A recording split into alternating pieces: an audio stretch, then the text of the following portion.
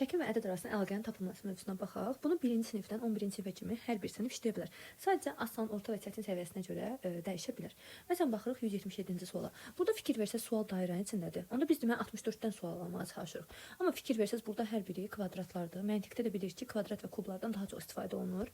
Onda mən 9 almışam. Nəydən 9 ala bilərəm? 9 yəni biz 3 alırıq, 3-ün kvadratı 9 eləyir. Sonra burada 36 var. Yəni 6 almalıyıq ki, 6-ın kvadratı 36 eləsin. Suala baxan kimi bilirik ki, baxın 13-dür. 13-ün rəqəmləri hansıdır? 1-i 3-ə vuraram, 3 eləyər.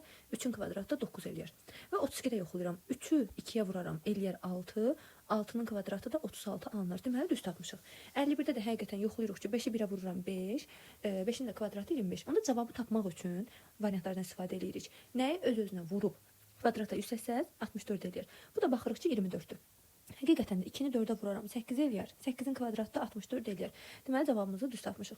Sonra keçək növbəti suala, 178-ci suala.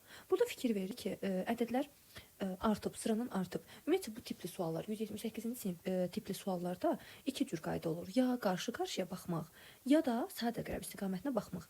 Biz o vaxtı sadə əqrəb istiqamətinə baxırıq ki, bu verilən ədədlər hər biri artma olsun. Yəni, sıranın ancaq arta bilər, ardıcılıqdakı kimi. Amma həm artma, həm azalma olanda o qarışıq olur. Elə olanda da qarşı-qarşıya baxırıq. Burada da fikir verdik ki, hər biri arta gedir. Deməli, onda biz sadə əqrəb istiqamətinə rahat baxa bilərik.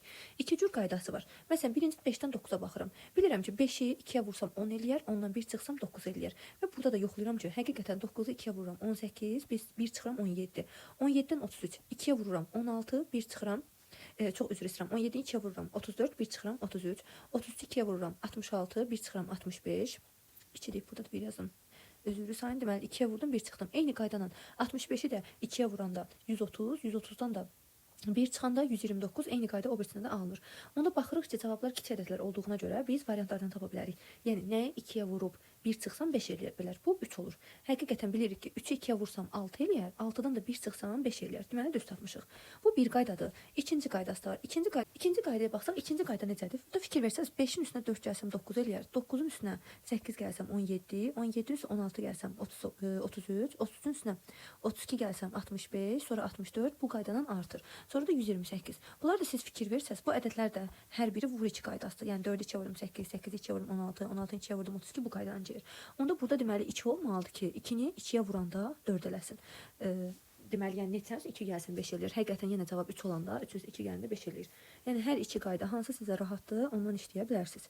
Keçək sonra 179-cu suala. Burada baxırıq ki, 2, 7, 5, 4, 9, 0 bu qaydadan gedir. Ya bunların da 3 cür qaydası var. Ya yuxarılara 1, aşağılara 1, ya hər birinə topa şəklində, məsələn 2-lə 7-yə, 5-lə 4-ə və yaxud da zigzag. Bir neçə qaydadan istifadə etmək olar belə. İndi burada fikir versəz, ədədləri toplasam, baxın, 2-lə 7-ni toplasam 9 eləyər. Burada 5-lə 4 toplasam 9 eləyər. 9-dan 0 toplayıram 9. Hər birini deməli cüt-cüt toplayanda 9 eləymiş. Onda cavab hissəsini tapmaq üçün 4-ün üstünə nə gəlsəm 9 eləyər? 5. Deməli, cavabımız olur B variantı. İndi keçirik